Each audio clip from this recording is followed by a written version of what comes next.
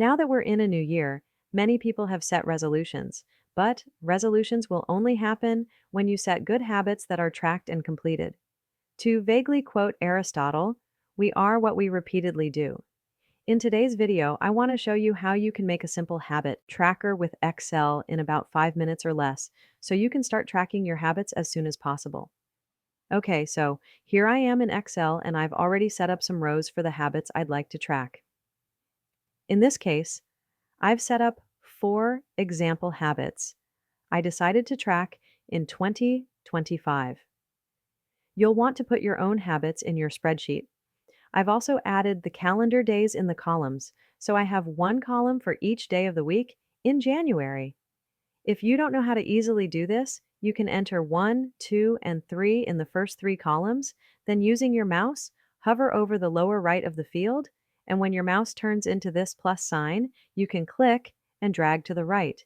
Excel recognizes you want to continue the list through the 31st day of the month. To make each day's tracking easier to see, you can resize the columns as I have, which will allow you to see the entire month's worth of tracking without having to scroll through your spreadsheet. You may have seen other videos showing you how to use checkboxes, and this is very easy to do, especially if you're using Google Sheets. But you can do the same thing I'm showing you here in Excel without using the checkboxes. Google Sheets has similar functionality as Excel, but we can easily use anything we want to track whether we've completed the daily habit. In my example, I'm using the letter Y to track that I completed the habit. Now that we have the columns set up for the days of the month, we want a count in the last column, showing us how many times this month we have completed the particular habit. To do this, we'll use the COUNTIF function. Type equals, COUNTIF, open parentheses, and then highlight the row of data we are tracking, in our case B2 to AF2, then a comma, then the letter Y in quotation marks. Use whatever letter you've decided to use for your tracking, and then end the parentheses. Now, when you start marking your completions, the count cell will automatically update to let you know how many times this month you've completed that habit. You'll want to copy this formula down to each row to make sure all of the habits you've listed are being counted or summarized with this COUNTIF function.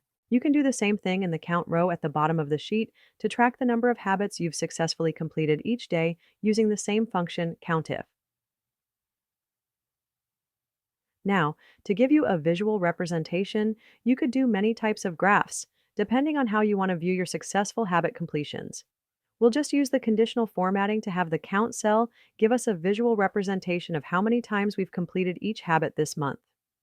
To do this, highlight the count column, select conditional formatting on the Home tab, and select the type of visual you'd like to use. For me, I've selected the data bars with a gradient fill. It's that easy. You can now easily track your daily habits and see a visual chart of how well you are successfully completing your habits. Good luck with your 2025 habits. And don't forget to hit that like button, subscribe, and share this video with friends and family who may also need to set up a habit tracker.